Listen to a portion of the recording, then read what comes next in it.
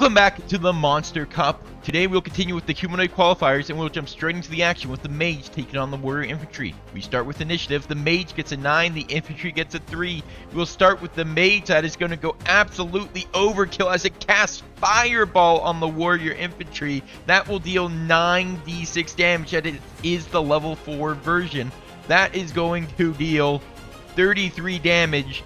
Even if it's halved, will kill the Warrior Infantry, so that is a dead Warrior Infantry. Move on to our next matchup as the Bandit takes on the Spy. We'll start by rolling initiative. The Bandit gets a 21, the Spy gets a 20. We'll start with the Bandit. The Bandit's going to go ahead and shoot a light crossbow at the Spy. That is a 17 hit. It will hit, dealing 3 damage to the Spy. We move over to the Spy, which is going to return fire with its own hand crossbow. That will be a 24 to hit. It is a natural 20. It'll deal double damage. It will deal 8 plus 4 for 12. An additional 4 and an additional 6 for 10 for a total of 22 damage to the bandits. And that is a dead bandit. We move on to the Commoner versus the Guard Captain. We'll start by rolling initiative. The Commoner gets a 1, the Guard Captain gets an 11. We'll start with the Guard Captain, which is going to approach the Commoner with absolutely no fear as it attempts a longsword attack against the Commoner, but it's a 7 to hit. It does not hit. It is going to use its second longsword attack, and that is a 16 to hit. That will hit, dealing 10 damage to the Commoner, and that is a dead Commoner.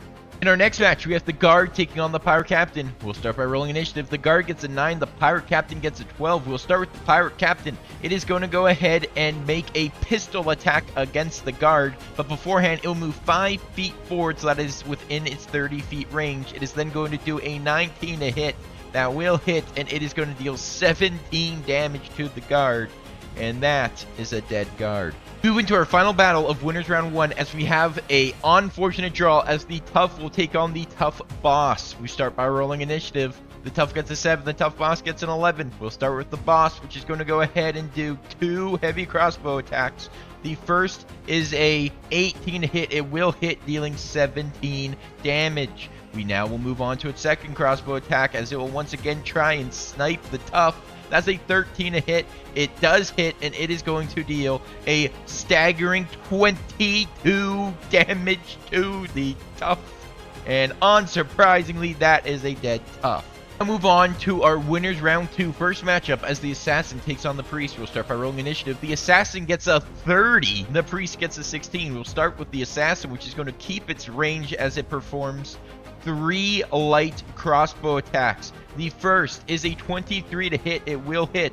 It is going to deal 7 damage plus 24 poison damage for a total of 31 damage to the Priest. We move back as it does its second light crossbow attack. This time it is a 13 to hit. It will hit, dealing 6 damage plus an additional 16 damage for 22 damage to the Priest, and that is a dead Priest.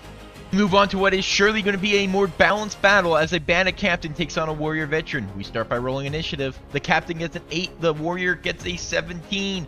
We'll start with the Warrior. It is going to opt to close the gap to the Bandits, and it is then going to attempt to perform 2 greatsword attacks. The first is a 16 to hit. It will not hit because the Bandit Captain is going to use its reaction parry to add 2 AC against the attack. We will then perform the second greatsword attack. This time it gets a 6 to hit, which does not hit. We move to the Bandit Captain. Now unable to use his pistol in melee range, it is going to opt for the scimitar attack.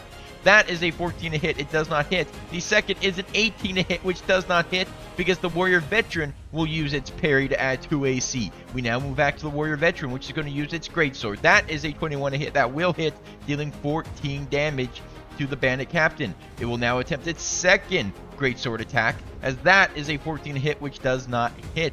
We move back to the Bandit Captain, going to use his scimitar yet again. That is a 25 to hit. It is a natural 20. It will deal critical damage for 6 plus 8 for 14 damage to the Warrior Veteran.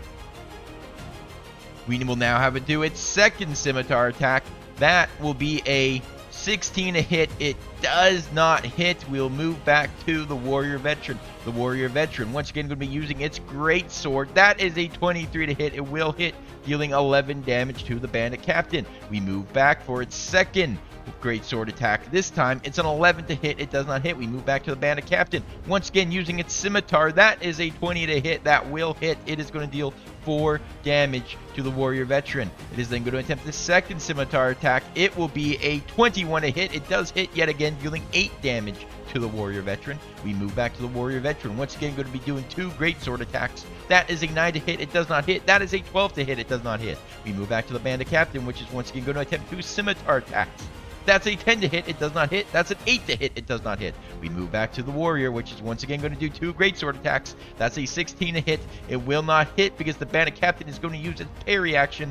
The second will be a 19 to hit, which will hit. That is a 6 damage to the bandit captain. We move back to the captain, once again using its scimitar. That is a 23 to hit. That will hit, dealing 5 damage to the veteran. It is then going to attempt its second scimitar attack. That is a 13 to hit. It does not hit. We move back to the veteran, which is going to use its greatsword. That is a 16 to hit. It will not hit because the warrior will use its parry. The second is a 15 to hit, which will hit, and it is going to deal 7 damage to the bandit captain. We move over to the bandit captain. The bandit captain, once again using its scimitar. That will be a 12 to hit. It will not hit. The second will be a 22 to hit, which will hit, dealing 7 damage to the warrior. We move back to the warrior, once again using its greatsword. That is a 14 to hit. It does not hit. That is a 23 to hit. It does hit, dealing 10 damage to the bandit captain. The bandit captain severely wounded. It's going to be looking to reply with scimitar attacks. That's a 6 to hit. It does not hit. That's a 20 to hit. It does hit, dealing 4 damage to the warrior. We move back to the warrior, looking to finish the fight here with its greatsword attacks. That will be an 8 to hit. It will not hit. That will be a 15 to hit. It will not hit because the bandit captain will parry. We move back to the bandit captain, once again using its scimitar. That's a 21 to hit. It will hit, dealing 4 damage to the warrior. It is then going to attempt the second scimitar attack. That is a 21 to hit, which will hit, dealing an extra 5 damage to the warrior. The warrior, also now very wounded, will be wanting to finish the fight here with a 21 to hit and 9 damage. It will do just that, as that is a dead bandit captain. We now take a final look at the updated bracket. As round 2 is underway, the assassin and the warrior veteran have already claimed their spot in round 3. Further down in round 2, we have the cultist fanatic taking on the berserker, the archmage taking on the gladiator, the priest acolyte taking on the mage, the spy taking on the guard captain, the cultist taking on the pirate captain, and the vampire familiar taking on the tough boss. The losers bracket is still being shaped, but we will for sure see the pirate, the druid, the bandit, the commoner, the noble, the scout, the knight, the warrior infantry, the bandit captain, the guard, the priest, and the tough fighting their way through the losers bracket.